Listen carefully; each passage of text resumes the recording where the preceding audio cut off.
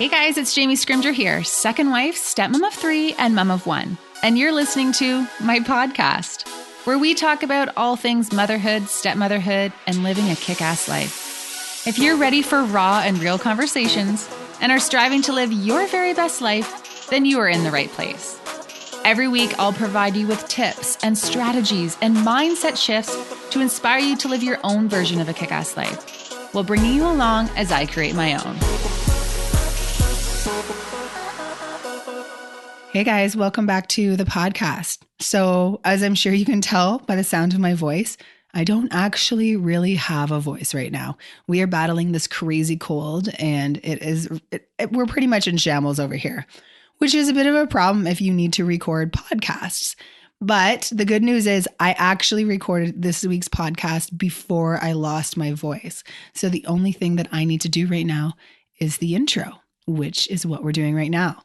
So basically, guys, in this episode, I sit down with my good friend, Amanda Muse. So Amanda is one of YouTube's original moms. So she was creating videos online before it was even a thing. She has built this really engaged community online by just sharing the ups and downs of motherhood through video. So over her years of doing what she does, Amanda has truly become a lifestyle brand and full on makes a living by just making videos on YouTube. She also recently launched a podcast, The Sandwich, where she has real and authentic conversations about motherhood, relationships, personal development, entrepreneurship, and more. She actually recently interviewed me on her podcast about our journey with infertility, where we're at, how it feels, and all of that. So if you're interested, I will link that for you below. In this episode, Amanda and I really just shoot the shit. We talk about what it's like to share your life with the internet, about friendships and motherhood, about the importance of being deliberate, about who gets your time and energy, and how basically neither of us have time for bullshit in life. We're just straight shooters, and it is what it is. So since my voice is about to give out, I'm going to leave it at that. I really hope that you enjoy this episode.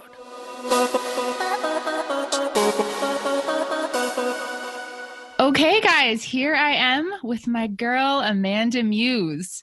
Now, I'm pretty sure if you've been following me for any length of time, you're familiar with Amanda because, you've shown up on my Facebook Lives and my Instagram, and we've been at conferences together. But Amanda, for those who don't know who you are, give us your spiel. What's your elevator pitch? My elevator pitch. Okay, well, first, hello, everyone. It's very exciting for me to be on your podcast. This is awesome. Okay, so who am I? I am, first off, a mom of 2. I have been making YouTube videos for like 6.5 years.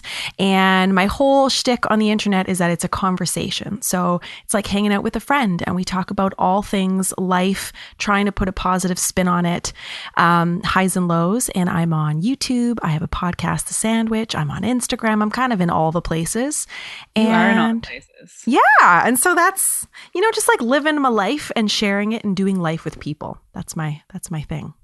Yeah. And, when I was sitting here thinking about what we would talk about, I kept coming back to the fact that, not only are you and I both we're very deliberate about how we live our life. I will say we're both on the same page with that. But we also both just have zero time for bullshit. Oh, yeah. Like I would say we very much have that in common.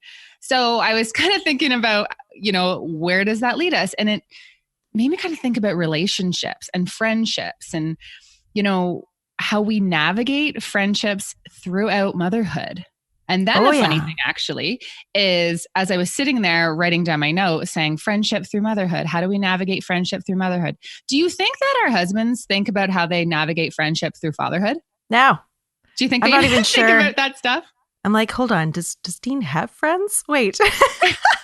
He's like lone wolf to the max. But no, I think it is. I find from his perspective, it's just hard to find the time to nurture those relationships. So I think it is, but I just don't think it's top mind, in his life type of thing. Right. Do you think when they go out with the guys that they're talking about the kids and all the stuff that the kids are in? No, I don't think so. Dean doesn't have, I think because Dean's a pilot and he travels, so he's naturally away a lot.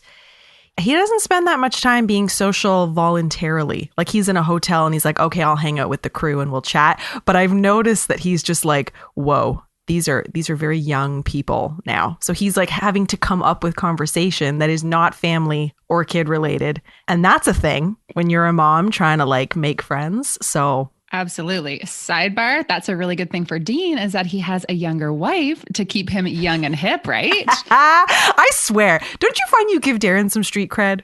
It's like, oh yeah, totally. And there's things that sometimes he'll say stuff and I'll say, man, you were like, no offense, but you were really a lot older than me. Like how are you, is that even coming out of your mouth right now? But yeah, I think I make him feel younger too, right? Because I'm keeping him young and hip, I guess. Oh, totally. I think there is that like meeting. That's one thing we have in common too, is we do have older husbands. Like, what's your age gap again? 13 years. Right, 13. So we're 15.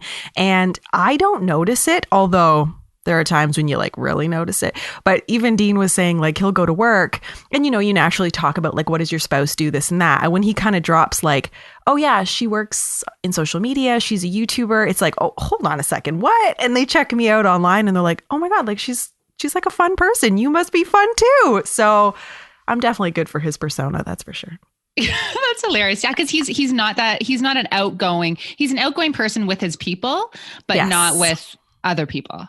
No, like and I think because he travels for his job, he's not like, oh, I'm going to go have some beers with the dudes like on a Friday, because he was just in Vancouver doing that for 2 days. Well, not having beers, but away from the family. And so that's a paradigm though, because it's like he has to travel and do that, where I'm like, I'm at home, working from home, living from home, and coming back to friendships. Like I find I have to schedule in like this Saturday, I'm doing this with some friends because I need this break from everyone. Yeah, you just need to get out of the house. And that's interesting that you were saying like you need to schedule it in. One of the things that I actually have a blog post coming out it will be out by the time that this podcast is released, but it's talking about how now at the beginning of every month, I'm making a point, like there is a note inside my calendar that's saying, schedule your girl time, like schedule time with your friends. Because I found last year, things just got so busy that's kind of what fell off my to-do list. And I felt like, I just lost touch and lost connection with a lot of my really good friends. Oh, yeah. I feel like it doesn't count when you're at an event, for example, like through work, social media, whatever. It does count, but it's like, it's not like you get to have that one-on-one. We don't need to Instagram everything. We can just like have a real conversation and be present with each other. And I, like what you're saying, realized last year that I miss that as well. And so I'm trying to find ways to bring it back to that this year and like really make time for people. Absolutely. Yeah. And that brings up a good point. So you and I, we became friends. Well, we met each other through people in this space. We were on a TV segment together. Oh yeah. Yeah. Randomly, if you ever think about it, you and I went to the conference, Mum Too. So it's a blogging conference for content creators and all of that. It was in Florida. And somehow we ended up rooming together. And if you think about it, that was kind of random because I'm not a huge social person. Like putting myself in a room with someone for 4 days, like that's really outside of my comfort zone, especially when I don't know them that well. Like I normally am like, I'll pay the difference. I just like need my own space. Yeah. But you and I roomed and we just kind of hit it off. And I feel like we've been friends ever since. I think so. Yeah, it's true. It's actually, when you think about that, we didn't really know each other that well when we agreed to like be roomies. Yeah. That's a little weird actually when you think, mind you, I'm a total extrovert, so I probably wouldn't mind it. But I do like to have like when you are like bunking with someone, like that quiet time where you can just like sit on your bed, scroll through your phone. And you and I were able to do that. Like we were quite compatible in that way. But yeah, you do meet a lot of people in this space. And I find, something that I've been struggling with and maybe speaking about online is just finding people of substance that are what they say they are and what they portray themselves to be online, and then also are that way in real life. And so it was enjoyable to meet you and be like, oh, you're a little firecracker, like maybe even more so than people know. Yeah. So remember when we were in the bathroom, you were getting ready or I was getting ready and we were talking about first impressions somehow. And I said, well, what is your first impression of me? And what did you say?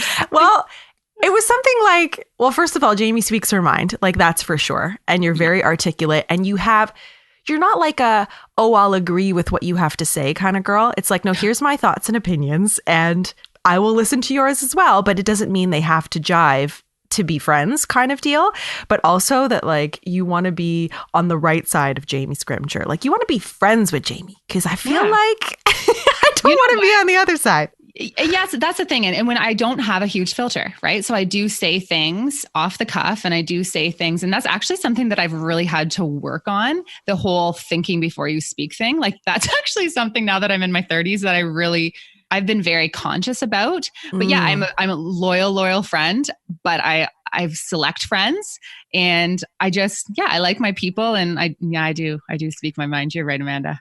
And I think that like we're kind of in this era of everyone's like a special snowflake and everybody need to be so delicate with everyone. And so I don't know if it's just getting into your 30s, but it's like, I don't have time for that BS. Like, and it's probably being a mom, being a business owner, being in your 30s. You're like, hey, I've got 2 hours that I'm going to allocate to this lunch situation or this dinner situ. And I want it to be real. Like, I want to walk away feeling like my cup has been filled. I've like learned something or thought about something differently. Like I want it meaty, you know, like I don't want this surface crappy candy floss kind of friendship. So yeah. And, I think when I was in my 20s, especially actually all throughout my 20s, I really wanted everyone to like me. I wanted everyone to agree with what I said. I was very careful about what I said. And I just really I cared about what people thought of me. And it's true. There's something about coming into my 30s that I'm like, I don't give a shit if you like me. I really, really don't, because I came to realize that I don't like everyone else. So why can I expect everyone to like me? Right. I feel like I've come into myself, and I know that sounds kind of maybe an arrogant thing to say or a weird thing to say, but I've just really come into myself. I know who I am. I know what I want in a friendship. And we have very limited time. Like this week, this is crazy. This week we have 12 hockey games and practices. And that's honestly, I saw you post on Instagram. I was like, girl, that's a lot. And then there's gymnastics. Darren's away at a conference. You and I are speaking at this event on Sunday. Like there is just a lot on the go. And I don't have time for fluffy friendships or to spend my time trying to foster a relationship that deep down isn't serving me. Exactly. Oh my God, yes. Like if you find you're chasing people or you're having to dim your sparkle to be around others, I mean, that's a moment where we need to like have some pause and reflect on like, what exactly is my intention with this friendship? Or, I was listening to the Goop podcast, and it was like Gwyneth's first episode, and she was interviewing Oprah, and Oprah was talking about, I don't know if you heard this one about the disease to please. And it was like this thing where we have such a hard time saying no. Like let's say you do have a friend that you're like, I'm not sure about this anymore. You can break up with them, and you can like politely find a way to not have to spend time with them. But this need, like you were saying, for everyone to like us by saying no, are we going to be like the worst person ever? And it's a hard thing to change. It's a hard habit to change for sure. Yeah. And I think that comes when you become more confident in yourself, right? I think that comes with a whole lot of work on you. But that's a good topic. Have you ever had to break up with a friend? I think yes. I feel like it used to be a lot more dramatic. Like when I, think about and not necessarily the actual parting ways situ, but the feelings I would go through and like, oh my God, what did I do? And like feeling a lot of responsibility for maybe that friendship not working. But I remember when I moved back to Canada, this was like 4 years ago, we'd been living overseas and I felt like the friendships I'd cultivated were just like real and good. And I don't know if it's because when you're an expat, you only have a short amount of time with people. So you kind of like put them through this like litmus test to feel like if you're going to be friends, and if you're not going to be friends, you move on to the next person because you don't know like how long you're going to actually be present with that person. Anyway, so I moved back to Canada and I befriended this girl. And at first it was okay. Our kids were the same age, but I realized there was a significant age difference between her and I. And I realized, oh no, like I'm leading all of these conversations. I'm the one coming up with hey, do you want to do this for lunch? I'm the one coming up with that answer. And I was like, I need like an equal footing person to be my friend who, like you were saying, has their own thoughts and opinions, knows what they want, and is also very confident. And so I ended up just not hanging out anymore. Like we just stopped being buddies and stopped inviting each other over, and it naturally just kind of went that way. But I can't say that I've ever had a face-to-face conversation like, hey, this isn't working out. Although that said, I did have a friendship as a young adult where it did end on a sour note. And then we got together and on a Skype date and we talked about why, like almost reminiscing, like this friendship was beautiful for what it was.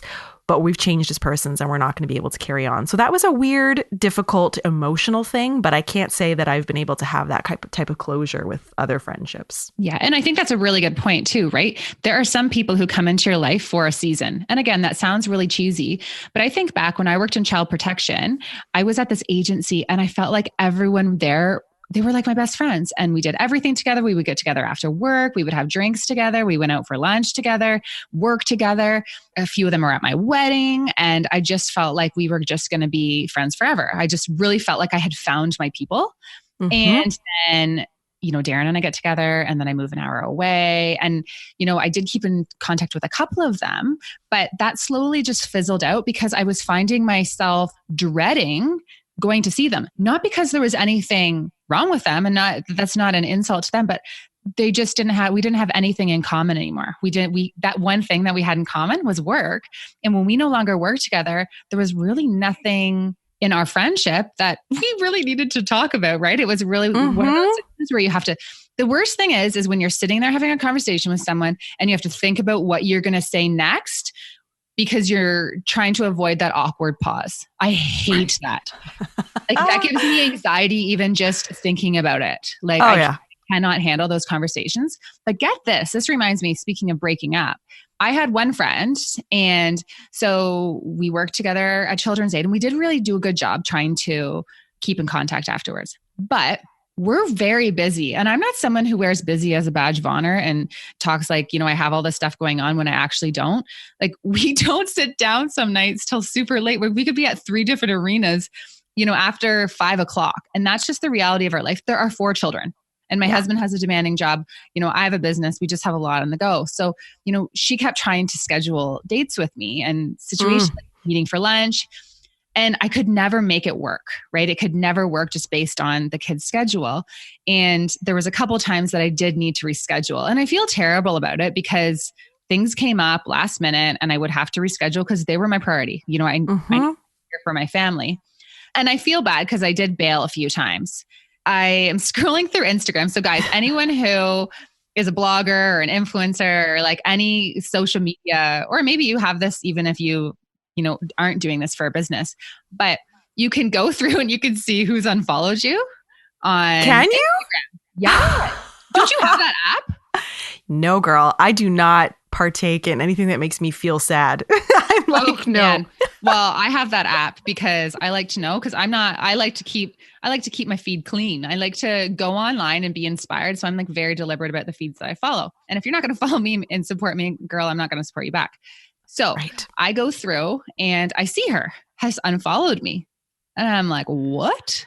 Oh. So I kind of like mulled over. I'm like, oh, did she delete Instagram? Nope, did not delete Instagram. And my feelings weren't hurt. I was just like, that's kind of really high school. So I sent her a quick message and I was like, hey, going through my Instagram app. I guess maybe I'm the crazy one who has the app, but saw that you unfollowed me. I know that I bailed on you a couple times this summer. I feel bad. It's just been crazy busy time. Shoot me a message if you want to chat.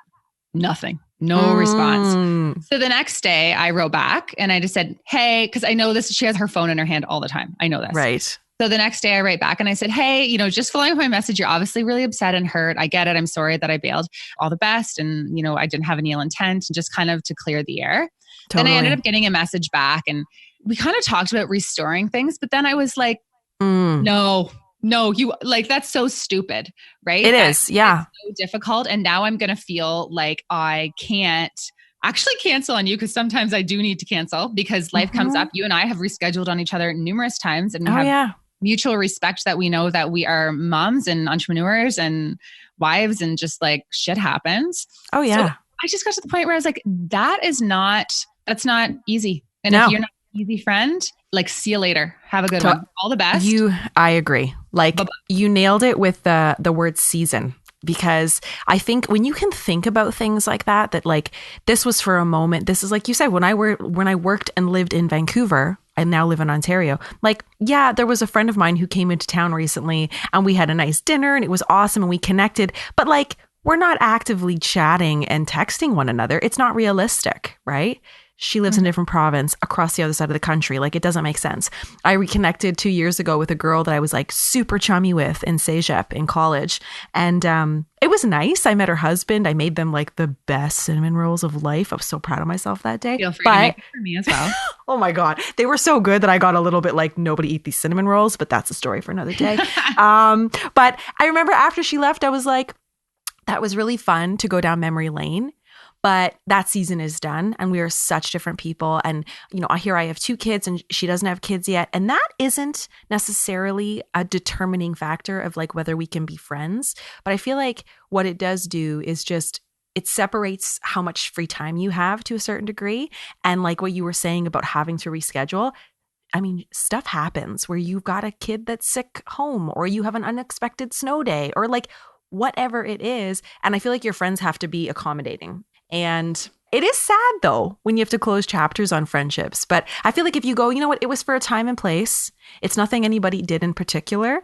And like every now and then I'll open that memory book and like enjoy that. But we're doing something different now. Yeah. And you don't need to feel pressure to keep up that text chain and to keep checking in and all of that. You know, the girl when I went to university, we lived with 6 girls. So we all lived together for most of university. Yeah. And so 3 years, we all lived together. 4 of us are still friends at the end. We've dropped a couple, but it just kind of life happens. But the 4 of us are still friends. They were in my wedding.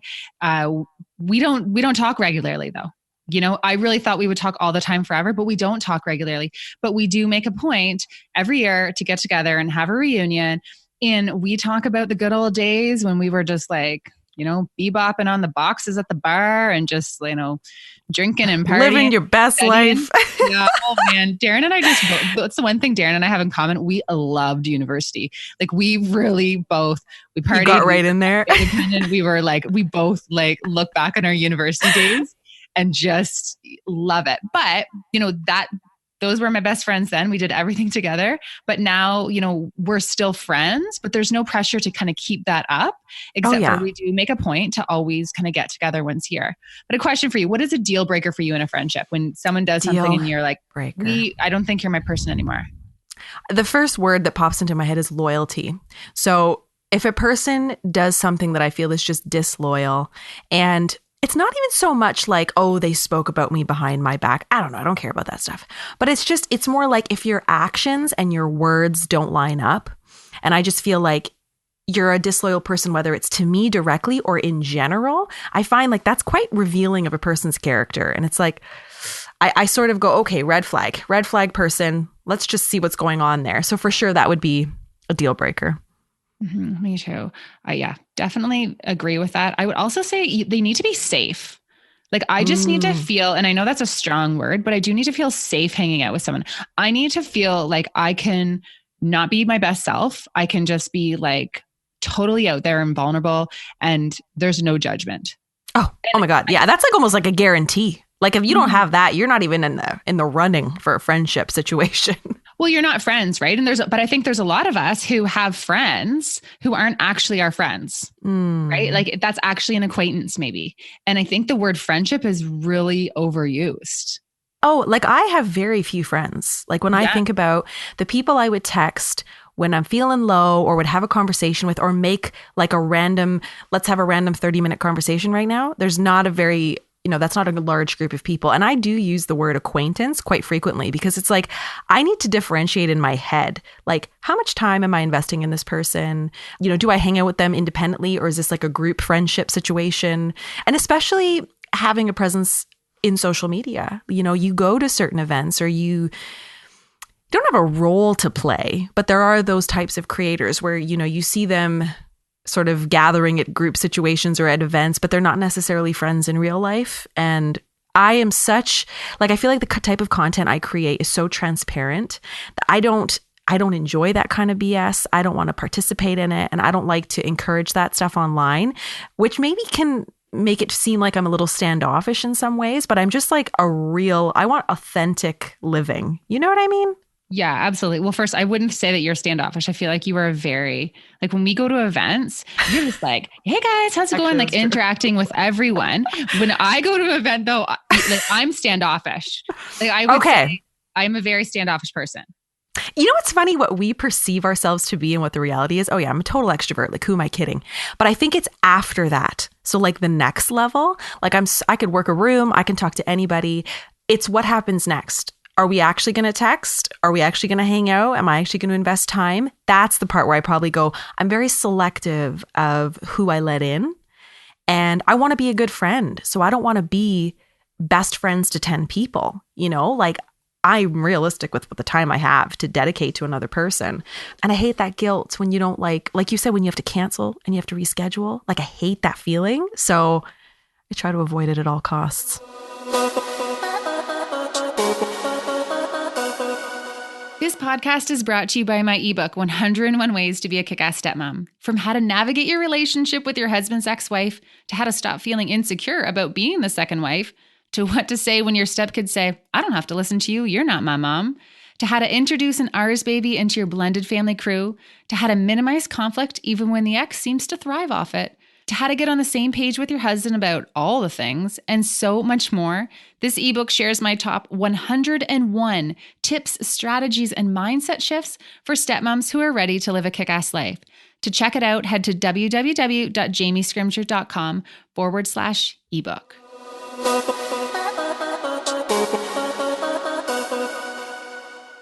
Do you find when you go to events, and maybe I think, you know what, maybe you don't. I feel like this is something maybe the introvert extroverts experience, but Give it to me. I feel like I'm friends with so many introverts. Go. We are so public online, right? So, we're talking to our phone, we're doing our stories, we're doing the videos, all of that. Do you feel like you are the same person online as you are in person? Yes. Yes. And in fact, that is my greatest, like when I feel like I've accomplished something, like when somebody comes up to me that doesn't know me for real, in real life, and says, oh my God, actually, you know who it was? It was Sarah, Birds Papaya, who's total extrovert as well. She met me, we were at an event, and she goes, oh my God, you are exactly the same person. And I was like, yes, like to me, that's like, oh my God, I'm doing it right. For the type of content I create, that's important to me, right? Because totally. Yeah. But that said, I do feel like it's also a polished version. Man, you in stories, sometimes I'm looking a little rough, but like in generally speaking, like most of my day I'm unmakeuped. I'm like comfy clothes. You see me at an event, I'm going to be a little bit more polished. The part that I find is like, maybe because of the type of content I create, it's like, I want to make sure that my stories line up, and I never want to be in a situation where I'm portraying something online and then I have to sort of keep up that facade. Like if you catch me at the library, I want to be the same person. Right. And yeah. It's hard though, because not every, if you have a specific type of video or, that you create or whatever it is, a genre, it might be hard to sway and blur the lines. So it's tricky, man. It is tricky. But I personally will say I try to be the same person online and in person, but I am a hell of a lot more comfortable talking to my phone by myself in the kitchen than I am in a room full of people. Right. I do get kind of social anxiety. So, so there have been people who have said to me, they've said, you were it was a photo shoot. I got asked to go to this clothing photo shoot, which if you know me taking photos, I am completely awkward. Like you've been there, Amanda. I think I've taken your photos. Yeah. I'm so awkward. And people don't realize that. But the photographer said, she's like, you are so outgoing online and you are the most awkward person in real life. And it wasn't a rude thing, but because I was being awkward. It was, we were safe. We were just saying that like, and I was like, I know, can you please bring me some wine or something so I can do this photo? Like, I'm feeling really awkward right now. So that's something for me. I can like pour my heart out in a blog post or an Instagram caption and online and really just like lay it all out there. But when it comes to having those conversations in real life, I'm not as comfortable. I feel like though that is more common than my experience. Yeah. Like also, I feel like because I've been doing video content for so long, like a lot of people are like, oh, you must have started as a blogger. No, I actually only ever picked up a camera. So I feel very comfortable, like just if you see me at the grocery store, I'll have a camera. It's like not a big deal to me.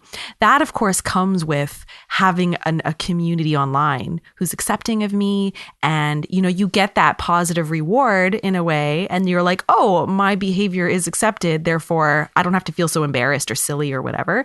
But I think it does come with practice. Let's be honest. When I'm on a photo shoot, I feel super awkward too, because who the hell knows what to do with their arms and their hands? Like, it's just... You do. You so do. Well, let me tell you, it's a little bit of faking it then, because, but I do, you know, I saw something online recently. It was like, don't fake it till you make it or something. Like they want people to like, just do it. I don't know. I think there is a part where you have to sort of convince yourself that like, I am awesome. Do some power poses in the mirror and take it, you know, like, yeah. I do a whole thing though. Like when I go to events or before I speak, I rock out to some music that gets me going. I have like a whole thing. I don't even know if that it was intentional that I did this, but I just naturally did it to boost my energy so that I feel like, okay, I can give. But, you know, after I've done something like a big event or you're speaking or you're just engaging with people, I do need to recharge solo. Like I need to be quiet in my car, listen to a calm podcast, like get some sleep, exercise, whatever it is, because otherwise it's just like your cup will be empty, you know, like you've just given too much. So It's a fine balance. Yeah.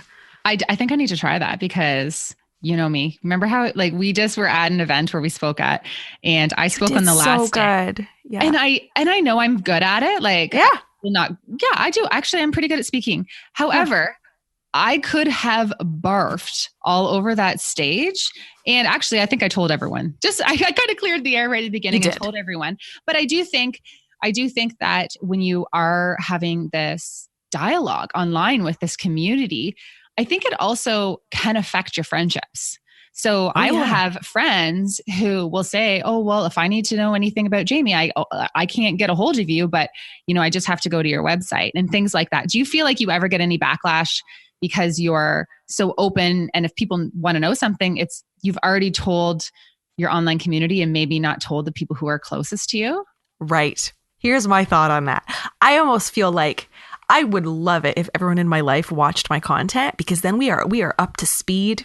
I don't need to fill you in on anything that happened on Tuesday. It's like, hey, you watch the stories? Good. Like my dad and he cracks me up. I always start conversations with, did you watch my stories this week? And if he didn't, then I'll update him. Otherwise, I'm like, well, let's start from ground zero and I'll give you all the details. I think I've been doing it long enough where, okay, I think it's twofold. One, I think I've been doing it for so long that people just know. If they want to know, they can go online. But two, I am so like, don't come at me and tell me that you don't agree necessarily with what I'm doing if it's not warranted. Do you know what I mean? Like if I'm not hurting anyone, I'm not hurting myself, you step off, you do you. And I'm so confident in my decisions that I think people know better than to kind of like throw me shade for that. And if somebody in my life did want to be negative about that, they would start to be phased out. I just don't have tolerance for it. Like, bye-bye. Yeah. Call me never. Yeah. So do your friends, and do you have any friends or family who just don't really get what you do and get any kind of backlash for things that you're doing online? Not really. No, I think the one thing is a bit of a delicate dance is that if I ever share anything that is a little bit more, like I share personal things, but there are some things that are very personal that involve other people. And when you're telling the story of other people, which I think you naturally with the content you do as well, quite familiar. Yes. Oh yeah. You have to share it in a way that maybe you have to talk to the person first to be like, hey, I'm sharing this. Or the way that I convey the message is very deliberate and very thought out and like not placing blame, just sharing my side of the story. Yeah. It's a thing. Language here. Welcome to JamieScringer.com. No shit. But it's a real thing, right? Because it's like naturally our lives are entwined with others. And if we're going to be sharing parts of it, it's going to involve other people's stories. So it's tricky. I've definitely had falling outs, but nothing that's permanent. People have been like, I didn't love that you shared that. So now I've got a mental note and I'm like, okay, I will share things differently in future.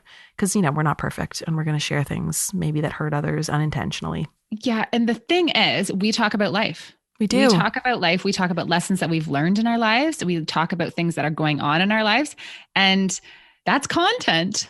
It is. And, you know, and like what we were talking about, friendships, whether it's like a relationship with a family member or a friend, those people need to, as much as, you know, they're not going to just go along with your BS, they also need to be encouraging and supportive of what you're doing.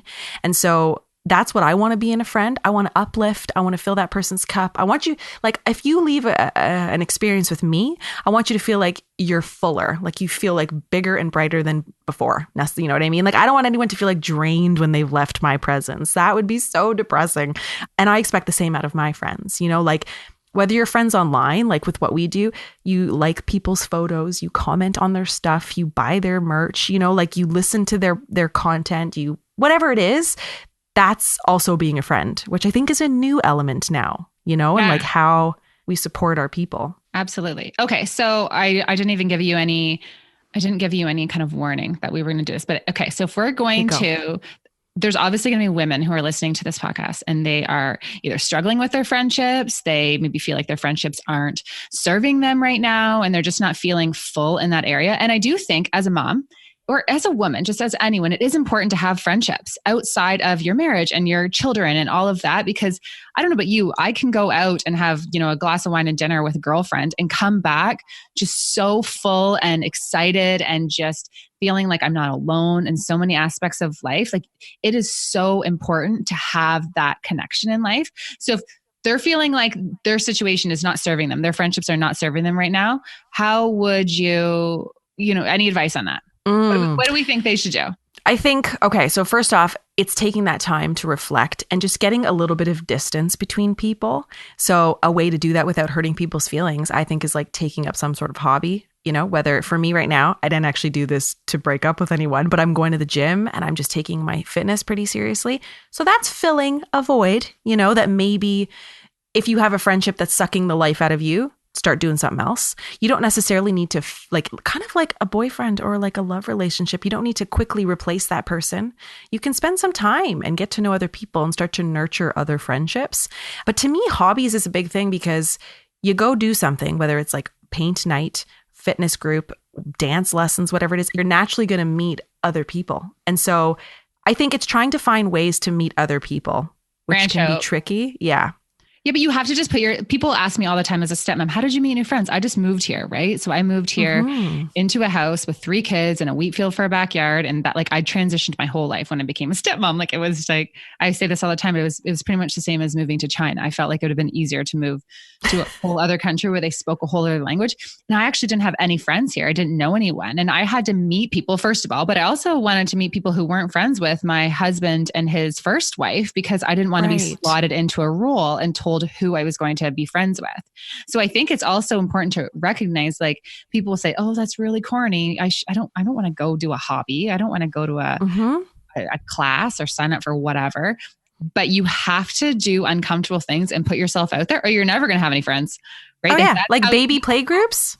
They're not for babies. No, they're for moms. To talk to each other. Like, that is how I met everyone when I lived overseas. And there is one little story that was about a love relationship. Like, a friend of mine was looking to find a boyfriend and find love. And she was talking to her therapist, and her therapist says, well, tell me what what do you want to see happen? And she goes, I just want to, like, you know, lock eyes with someone across the room and just like feel a connection, and then like let it go from there and explore from there. And the therapist paused and looked at her and said, yeah, but you got to be in the room. Like, if you want to meet people, you've got to go places where people are. Sitting at home, you're meeting no one. I think that's so important too. I love the type of friendships. Like, when I met you, I knew I could say whatever like, you weren't going to go say what I was saying to anyone else. It was a safe zone.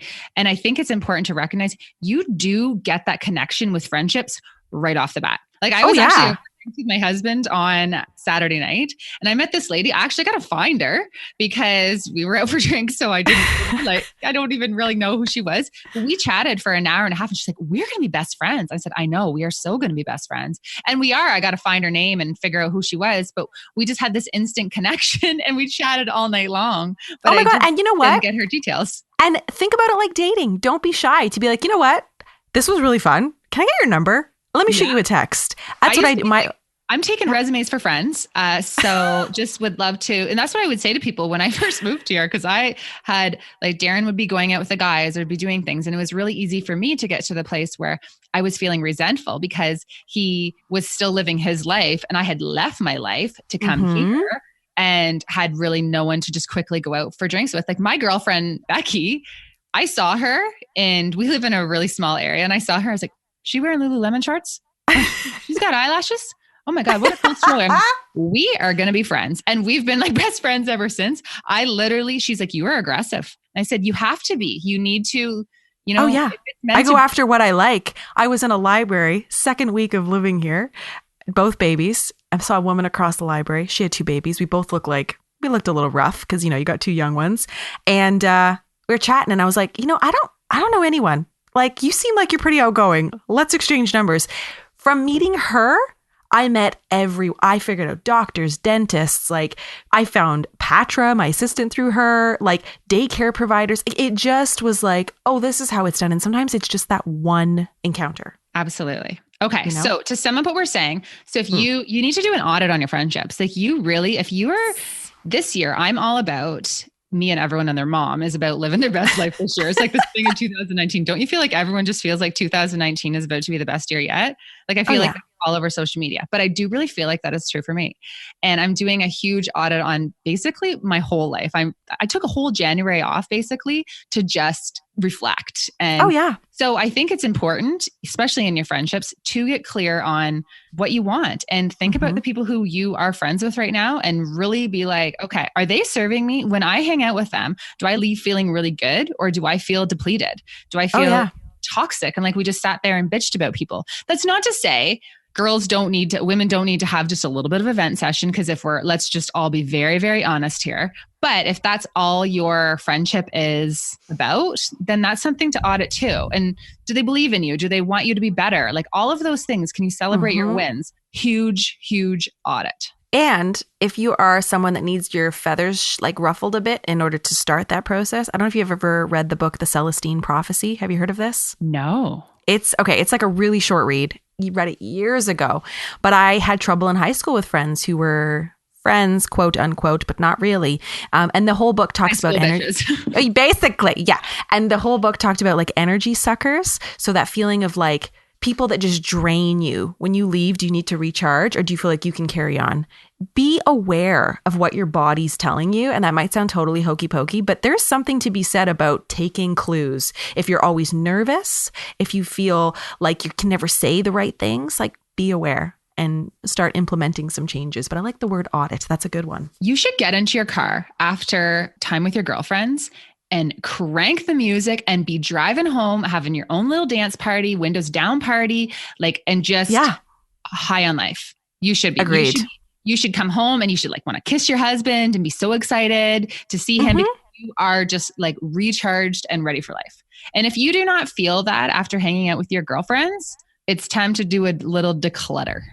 I love it. Declutter. Yeah. Declutter your friendships. Love Big it. time. Be very deliberate about who gets your time and your energy. Because you know what I always say too? Your time and energy is a limited, valuable resource. You are never going to get this back. Like you said yes to me today because you felt value in this conversation, right? Like you and I are also very deliberate about what gets our yeses. And when you say yes to things and you say yes to friendships, you're never getting that time back. So think about it that way. I think that's always been really eye-opening for me. I agree. Well, I'm glad you're my friend. Same. I'm excited to see you this weekend. I know. Yeah, it's gonna be good. Okay, perfect. Well, I think we're both gearing up for after school time. Oh yeah, right? We are. I'm like, we got time for one quick coffee before I got to hit the road. a little shot of something to get us through. You know, we only have 2 hockey games or 2 practices tonight, so it's a quiet night. Oh, that's awesome, girl. You are honestly need an award for all of that. Like, I don't know how. And you know what? Actually, speaking of award, I'm not someone who's like saying that we're super busy because I want people like, oh, you're so great. Like, I don't know how you do it. I don't know how I do it either. And I don't want to do it. It's just too much. Got a lot going on right now, but it's survival mode. So I guess all the more reason to be deliberate about your friendships, right? Agreed. Love it. Agreed. Okay. Well, thank you so much, Amanda Muse. Thanks for having me. Oh, actually, no, wait. Where can people find you? Oh, okay. So YouTube, Amanda Muse, Instagram, Amanda Muse, the Sandwich podcast. Come and check it out. Really good podcast. There. Super fun. You and I did one. We spoke about infertility in case you missed it. Go check out Jamie there. Yeah, but pretty much everywhere. Amanda Muse. You'll find me. All right. Perfect. Okay. Well, bye, Amanda Muse. I will see you soon. Bye. Okay, guys. If you like this podcast, please do me a little favor. Take a second and subscribe on iTunes and then screenshot this podcast, give it a share in social media, and tell your friends what you think. And hey, don't forget to tag me so that I can thank you for helping me spread the word. Thanks so much, and I will talk to you next week.